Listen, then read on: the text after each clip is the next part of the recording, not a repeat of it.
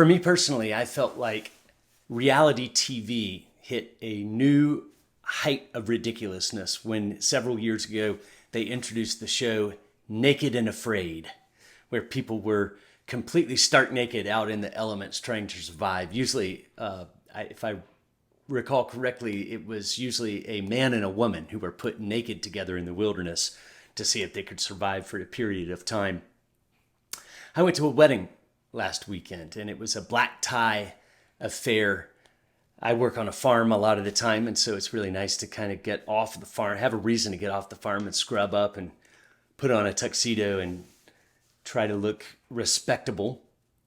And it got me thinking about marriage and this metaphor of clothing. Adam and Eve were the first married couple in all of human history, and there were two times when Adam and Eve received a new set of clothing. The first was after they sinned in the garden. They felt ashamed of themselves, newly ashamed of themselves, and so they sewed together for themselves fig leaves to cover their nakedness. Now, we as humans have come a long way since we wore fig leaves for clothing. And later on, God provided them a second set of clothing, a better set of clothing that was made out of animal skins, if you can recall from the book of Genesis. So there's actually a sophisticated, if you will, theological argument that can be made about the correlation between being made right with God or being in good standing with God and this metaphor of having and wearing new or clean clothing. I'm going to spare you a lot of the nuance on that, the whole development of that argument, but I'm going to give you a couple of highlighted examples. After the fall, there are a lot of Old Testament examples where clothing is a metaphor for spiritual cleanness or spiritual readiness. You may remember that Jacob, later on in the book of Genesis, instructs his household to put on clean clothing before he enters a relationship, a covenant with God. In the book of Exodus, when God comes to meet Moses on the top of Mount Sinai, the people of Israel washed their clothes before receiving the Ten Commandments and entering into the Mosaic covenant.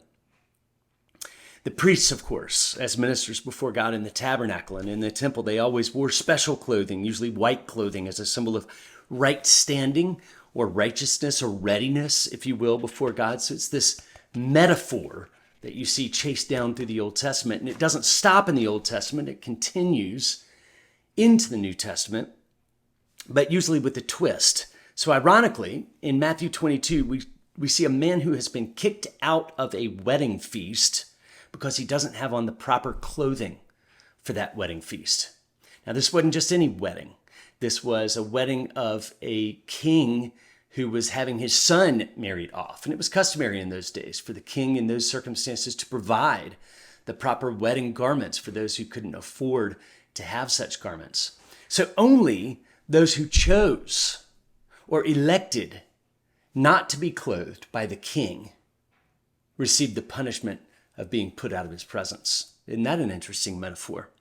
And there's another twist, like in 2 Corinthians, when Paul says that we need to be correctly clothed before we stand before God and his judgment seat.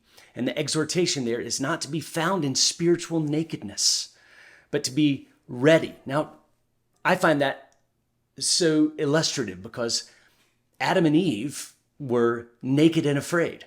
They found themselves newly aware of their sinful and shameful state and tried to cover it up because they were ashamed before God.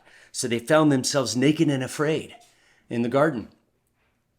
And Paul goes on in Galatians and other epistles to develop this idea that if you place your faith in Jesus Christ, he becomes your clothing. We clothe ourselves with Jesus. We clothe ourselves in Jesus, and his blood atones or covers up, if you will, like clothing covers our naked body.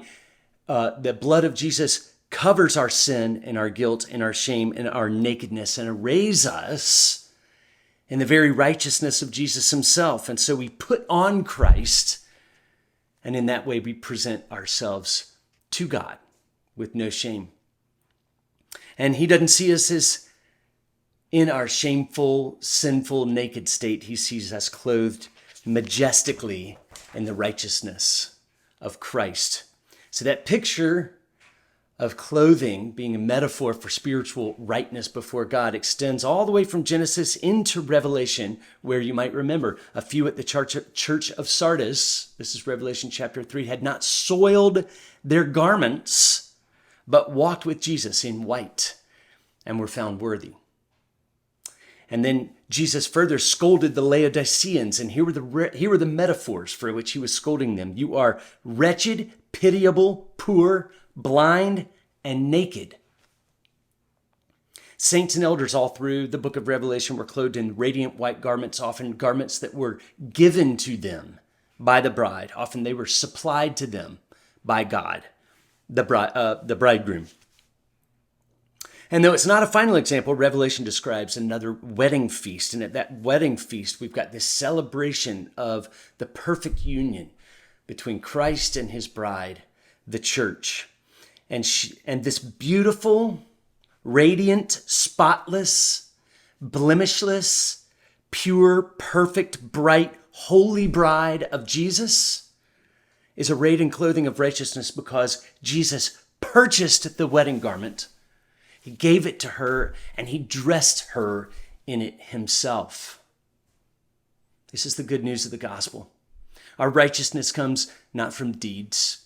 It comes from Jesus, who knows and loves us and who is so concerned for his own glory that he rescues sinners out of their sin and wretchedness and nakedness and blindness, and he clothes them in the glorious righteousness of his own goodness and mercy so that he can present us as his bride before Christ. Passion Life is a gospel-centered mission. We work with women and families. We work to save babies who are at risk of extermination by abortion. But before we do any of that, we are motivated by a thanksgiving for the goodness of the gospel and the completion of the gospel and the sufficiency of the gospel of Jesus Christ.